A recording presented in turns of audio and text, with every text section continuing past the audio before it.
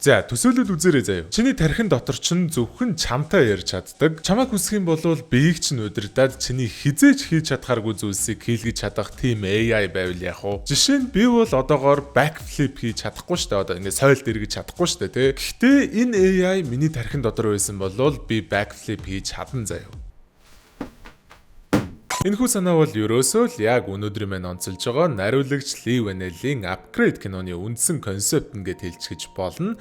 Ли Ванелиг бол манайхан маш сайн мэдж байгаа шүү дээ. Бидний арт хөрөө цувралын маань эхний 3 ангийн зохиолыг бичснээс гадна 1-р анги дээр өөрөө бүр нэг гол дүртэн тоглолт шүү дээ. Админ дүр тоглодог байхгүй юу? Тэрнээс гадна миний өмнө бичлэг хийжсэн Dead Silence-ийн зохиолыг бичээд ч зогсолгүй бас л айгүй алдартай Insidious цувралын их ихэнгүүдийн зохиолыг бичижсэн. За мөн асар чанартай The Invisible миний найруулагчаар ажиллаж ирсэн гээд Манусын асар хайртай айгүй олон аимшиг кинонуудыг дэлхийд мэдлүүлж ирсэн тэм уран бүтээлж байгаа. Өнөөдрийн онцолж байгаа Upgrade кино нь бол мэдээж Ли Ванелээс гарч байгаа болохоор аимшиг гэж хэлж болох үз цөөн тооны элементтэй ч гэсэн ерөнхийдөө бол ёстой яг л үнэн галзуу зохиолтой, үнэн галзуу акшн сценүүдтэй 20 секунд ч уйдахааргүй шинжлэх ухааны зөгнөлт акшн кино байгаа. Миний хувьд ерөөсөө сүүлийн 10 гаруй жилийн хугацаанд гарсан хамгийн underrated буюу дутуу үнэлэгддэг хүмүүс хангалттай мэдэж masterpiece гэдгийг нь таньдаггүй кино байгаа байхгүй юу. За тийм байна. Тэгээд эцэст нь нэг юм хайрт апгрейдэрэ бичлэг хийж байгаа да. Айгүй баяртай байна. Ерөөсө хүлээж тэсэхгүй байна. Бүдүүний газ бүжгэл let's go. Сүгэрш байлаа энэ зүуд бэтэн бэчний тэр дур булам төрх харсан чинь мансуур нь ганцуурхад ганц гурав номер чинь нугар чинь нуруу чинь төгс. Эй bad bitch зурх чинь төгс. Чамд хэл хүүхс мөр шүү. Тэгэхээр кино маань 2046 онд хүмүүс ерөөсөө өөрсдөө машина жолоодхоо болоод автомат машинд сууж явдаг болсон цаг үед яг энэнийх нь эсрэг байр суурьтай байж механик машина янзлах хоббитой Грей гэж киноныхоо гол дүрээрээ хэлж байгаа. Манай хүний эхнэр буюу Аша гэж эмэгтэй эсрэгээрээ бүр AI технологийн компанид ажилладаг, технологиос бүрэн хамааралтай эмэгтэй байдаг юм байна лээ. Хэдий ингэж Грейн шин технологид дургу үзэл баримтлал нь Ашатай зөрүүлдэг ч гэсэндээ манай хоёр бол үнэхээр л голоороо зүв байтугай хормс омж багтаа хараггүй бие биендээ чин сэтгэлээсээ хайртай аз жаргалтай хосууд нэг л өдөр манай хоёр хамтдаа Грейн янзалсан машиныг худалдаж авах гэж байгаа баян шинжлэх ухаанч дээр очиход киноны маань Inciting Incident-тэнд болноо. Тэр шинжлэх ухаанч нь маш залуугаараа амар амжилттай болцсон Wesel Computers гэж технологийн компани CEO буюу хамаг бүдүүн дарга болох Эрн гэд залуу байгаа байхгүй юу? Эрн шууд манай хоёрт нэг саяхан дуусгасан STEM нэртэй төслөө үзүүлэх бөгөөд тэр нь ерөнхийдөө бол ийм жижигхэн чип хэрнээ Эрний тайлбарлаж байгаагаар бол бүхнийг хийх чадвартай хүний тархийг хэд дахин нугуулчихсан үр бүтээмжтэй төгс тархи юм байна лээ. Гэсэн ч Грей угаасаа энийг нэг сонирхохгүй штэ. Наадах чинь тэгээд хүмүүс шиг хүүхэд төрүүлж чадах юм уу? Наадах чинь гоё уран зураг зурж чадах уу? Энтэр гэж сөргөөцөлдөнгүүтээ машина зарчхаал шууд гардгийн харих замдаа манай хоёр машиндаа нялуур цаа сайхан явж исэн чинь гинэт л өнөх Аашагийн жолоочгүй автомат машин нь замаа өөрчлөөд шаал танихгүй газраар яваад идэг. Чиглэлээ өөрчилж гэж хэлж үзлээ, зогсч гэж хэлж үзлээ. Даанч ингээд алдаа заагаад ерөөсөө командыг нь сонсохгүй байгаад байдгийг.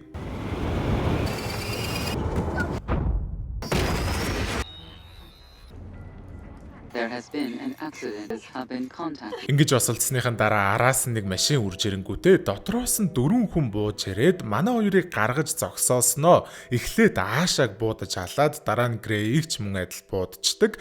Хамгийн амир нь Грейг нухсанд нь буудсан юм шиг байна лээ. Тэгээд сэрв ирнэ бие хөдлөж чадахгүй хайртай хүн нь нүдэн дээр нь цус алдаж үхэж байхад юу ч хийж чадлагүй байсаар байгаад тэгээд тийм Аашаанаас урж байгаа. Хэдий Грей ингэж амьд үлдэж чадж байгаа ч гэсэн толгоноос өөр юу ч хөдөлгөж чадахгүй хэвтрийн хүн болоод ядчийтл нь бас тийм амар травматикаар ихнэрээ алдчихаар ямар л ойлог байх вэ? Бос чаддагсан бол яаж иж байгаад өнөөх Аашааг алж өөрийг нь ийм болгосон новшиг олоод өшөөгөө аммаар байгаа ч гэсэн ээжээрээ бие угаалгаж ээжээрээ сахлаа усуулахаас өөр юу ч хийх чадваргүй л болоод дуусчихж байгаа. Ядчийтл тэр хэрэг дээр нь ажиллаж байгаа мөрдөгч буюу Кортес гэдэг эмэгтэй ёстой мухардалд орчхоо даалуурчдыг олж чадахгүй л байгаа байхгүй юу? Уг нь бол дажгуулааштай эмэгтэй байлээ л дээ. Тэгтээ одоо чадхаараа туслах гээд байгаа ч гэсэндээ Грей бол хүлээцтэй байхаасаа өнгөрсөн штэ. Тэгж их шүтэж дээдлээд бүхэл юмаа даатгаад хийлгээд байдаг технологийн дэвшил чинь нэг муу золбон алуурчдаг болоход хангалтгүй байгаад байгаа мó гөлгнүүдээ энэ төр гээл те. Сүүлдээ бүр үнэхээр л буугаад өгчдөг буюу нэгэн өрөө Грей те гэрийнхээ им тарьдаг машинаар өчнөөн олон удаа им тариулаад амиа орлох гэж оролдсон ч харамсалтай нь гэрийнх нь AI нь үхэхээс өмнө эмнэлэг дуудаад өгөөд явуулсан байдаг. За тэгээд эмнэлэг дээр нэг сонин хүн ирсэн байдаг нь өнөөх Wessel Computers-ийн захирал Aaron яг яах гэж яваа нь угаасаа ойлгомжтой штэ. STEM гээд тэр чипээ Grade суулгахыг санал болгож байгаа. Угаасаа л тэр төхөөрөмжөө хуулийн дагуу хүн дээр туршилтанд оруулъя гэвэл өчнөө шат дамжлага даваад бараг худрах нь тодорхой болохоор хоёр талдаа ашигтайгаар буюу Grade буцаад алхах боломжийг нөгөөд хариуд нь зүгээр Grey энэ тухай хэнд ч хэлэхгүй байхад л болно гэж байгаа санал байхгүй юу. Даанч Grey амьдралаа шинээр эхлүүлэх талаар биш, амьдралаа дуусгах талаар л бодож байгаа болохоор зөвшөөрдгүй юм л та. Гэхдээ Эрни хэлсэн нэг үг буюу аашаа хэрвээ энд байсан бол юу хүсэх байсан болоо? Чамайг аз жаргалтай байгаасай л гэж хүсэх байсан бах гэдэг үг нь зүрхэнд нь сэлж авч орсноор Grey зөвшөөрж байгаа юм аа. Эрн анханасаа ерөөсөө STEM-ийг ийм хөгжлийн бэрхшээлтэй хүн дээр туршнаа гэж төлөвлөөгүй байсан болохоор одоо ингээд Grey дээр хийхээр болчихж байгаа нь STEM-ийн хүчин чадлыг бүрэн төгсөөр нь ашиглаж шалгаж болох айгүй том хэмжээний сорил болчихж байгаа юм байна лээ л дээ. Өөрт нь тэрэндээ ч гэсэн Эрн айгүй догдолтой байгаа юм байна лээ. Results so soon.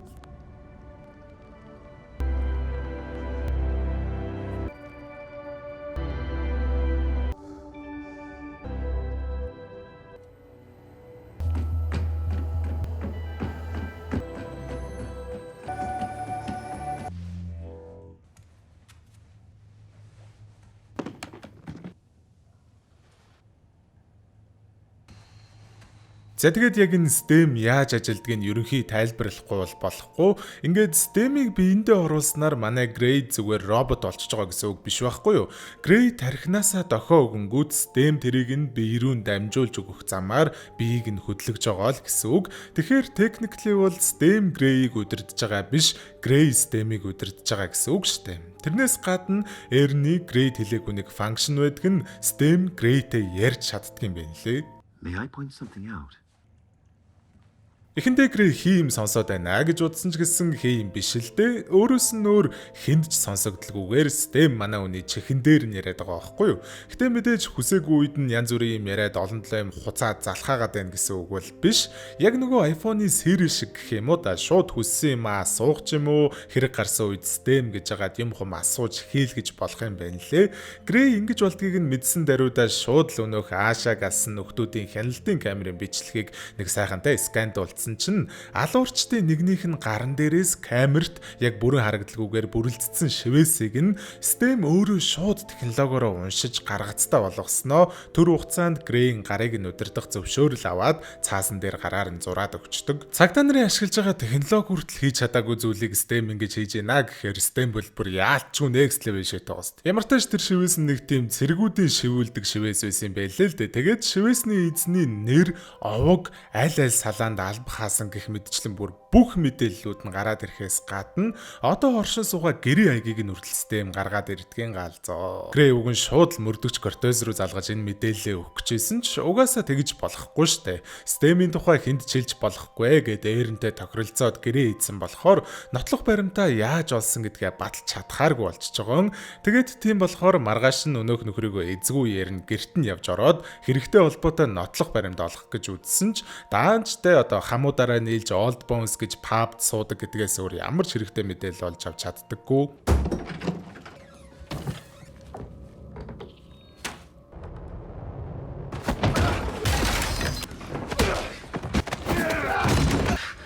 За тэгээ ингээд зодуулсан байж исэн чинь гинэтл STEM хэрвээж надад төр хугацаанд бүтэн биеийг чи удирдах зөвшөөрөл өгөх юм бол би наадахыг чинь зодоод өгье гэж яддаг. Grey угаасаа зөвшөөрлийг нь өгнө штэ.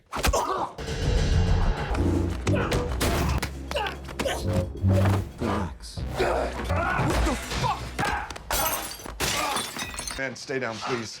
I can see.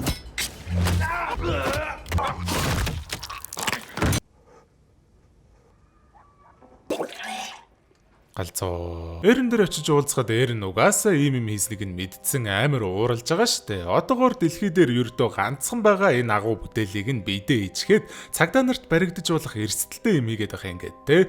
Угаасаа бас Эрен Стэмиг хаанч явж исэн одоо байршлыг нь хянаад байж байгаа болж таарж байгаа. Тэгээд дахиж ийм юм хийх юм бол Стэмиг унтраах хүчинч надад байгаа шүү гэд хатуу сануулад явуулдаг.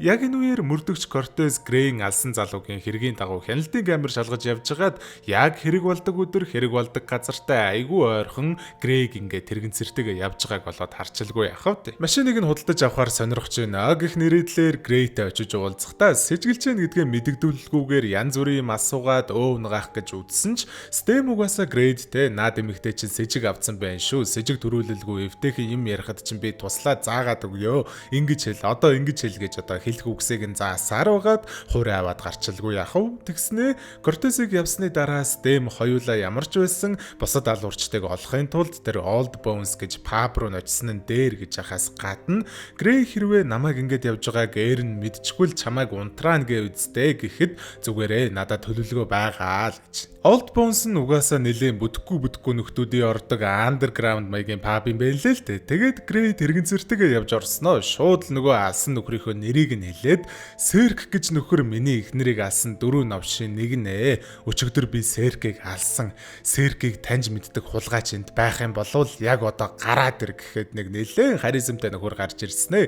Угаасаа тэрэгцэртэй хүн байхаар тэ үл тоомсорлж байгаа штэ. Сүүлдээ бүр Грейийг алах гээд 0 руу дагуулад ордгийн. Грей одоохондоо энэ нөхрийг яг тэр алуурчдын нэг гэдгийг мэдэхгүй байгаа болохоор хөгжлийн бэрхшээлтэй юм шиг жүжиж жагаад яг тэ нөгөө дөрвийн нэг гэдгийг нь баттай болгосныхоо дараа Стэмд удирдлага өгдөг. Hi.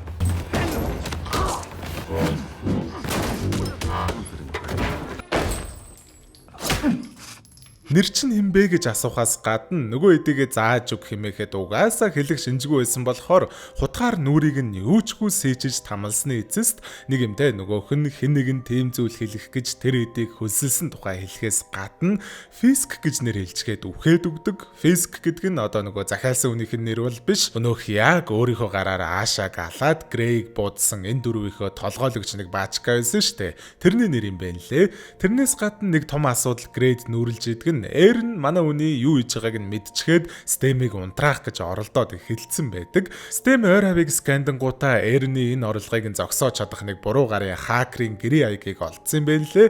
Грей Стэмийг унтраахаас өмнө бошуухан шиг л тэр хакертай уулзгаар гараад явнаа. Замдаа Стэмийн хэлснээр хакерт өгөх кодоо гар дээрээ бичиж авангаа явсаар л байлаа. Сүүлдээ бүр Стэм 80% хэмжээнд ажиллагаагүй болоход арай гэж нэг юм хакер дээрээ очиж чаддаг. Яг энэ үеэр өнөөх Fisk гэж нөхөр маань үлдсэн нэг гишүүнтэйгээ саяны алуусан гишүүн дээрээ ирж байхаас гадна цогцсных нь үднээс мэдээлэл авахдаа Грейг Стэмтэй нөгөө хакер дээрээ очих тухайгаа ярьж байгааг олоод үзчихээс гадна хамгийн гол нь Грейн одоо байгаа газрыг нь буюу хакерын байршлыг мэдээд авчиж байгаа нь шууд араас нь гарч идэг. Хэдий тэр хакер нь Эрний орлогыг зогсоож чадсан ч гэсэндээ Стэм буцаж асах гэж бас жоохон цаг орхол юм байлээ л дээ. Ячид л Fisk бүр юугүй орж ирэх гээд хакер маань те би хий гэснийг чинь хийчихлээ гэснээр зүхтагаад явцдаг.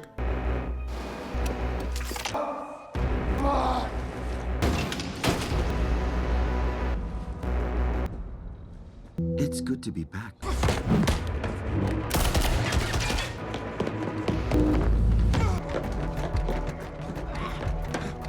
Stop, Gray.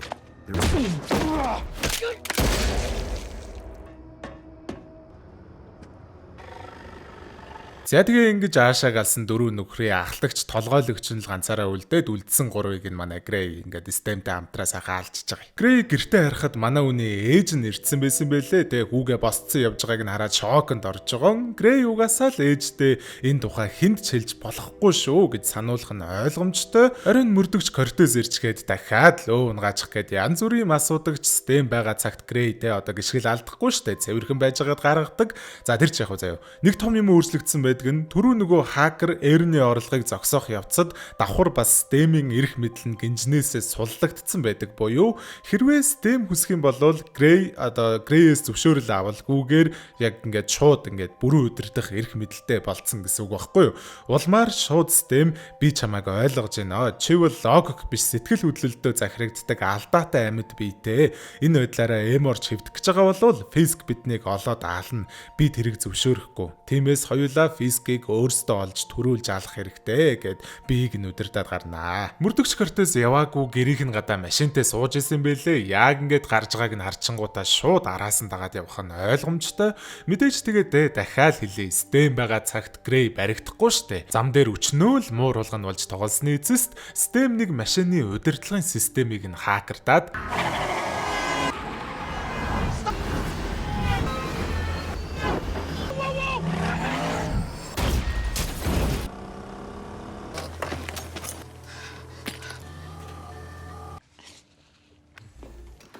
You need to start talking and tell me what's really going on. Энэ үеэр Грей айл хизээний Фискийг олоод ирдсэн байлгүй яах вэ? Хин чамд миний эхнэрийг алга даалгавар өгсөн гэд асуухад даалгавар эхнэр чинь байгаагүй штэ.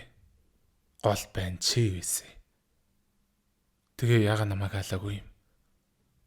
Чамайг алах биш, чамайг бие удирдах чадваргүй болгох л даалгавартай байсан. Би чамайг буугаар буудаагүй штэ. Биеийг чинь тийм болгох эмнэлгийн төхөөрөмжөөр л буудсан.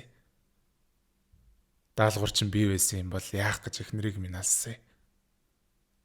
Эхнэр чинь зүгээр л бонус байсан гэх юм уу?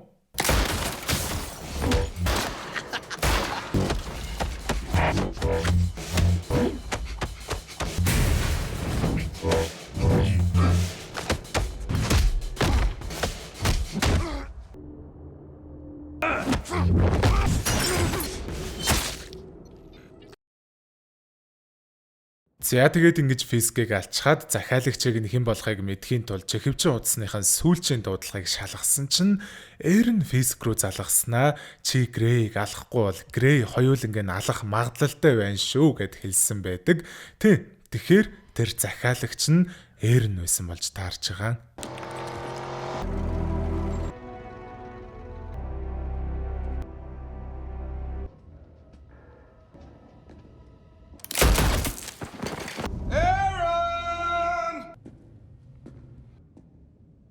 Kill my wife. Тэгэхдээ мөрдөгч Кортес угаасаа Грейг эрхийг хүлээж ирсэн юм байна лээ. Уг нь бол бууг нь хаяулаад газар хэвдүүлж чадсан ч хитрхи ойрцсноосоо болоод баригдах нь ойлгомжтой.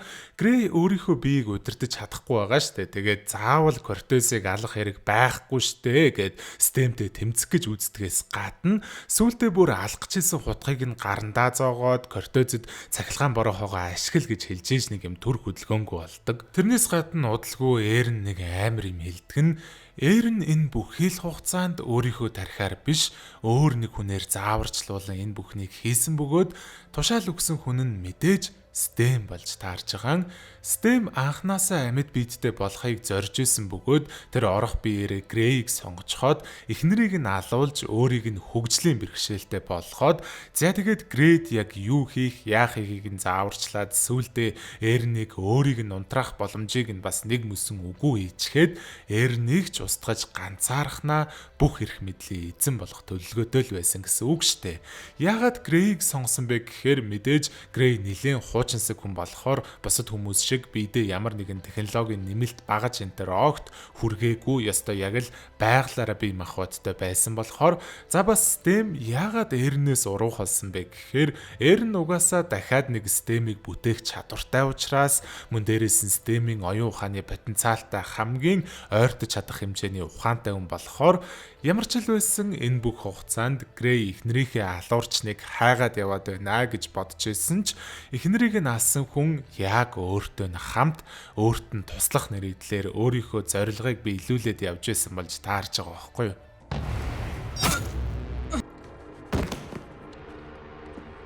No! I am! Гэнэтл харанхуй болоод сэрэхэд Грей эмнэлгийн орон дээр хэвтэж байгаас гаднаас аашаа ороод ирдэг.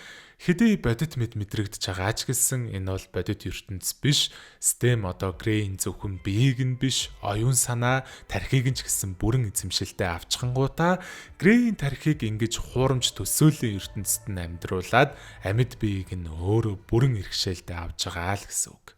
A fake world is a lot less painful than a real one.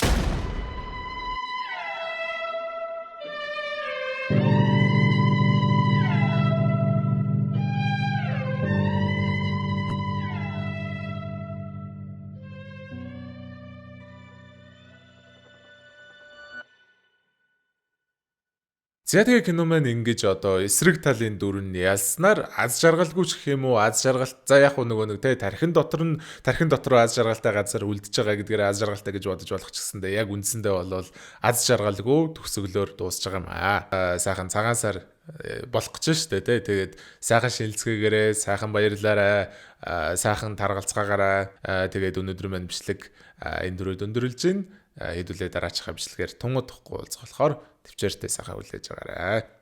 Хайртай шүү. За. Сайхан мөрөөрэй. Гой зүзэлэр.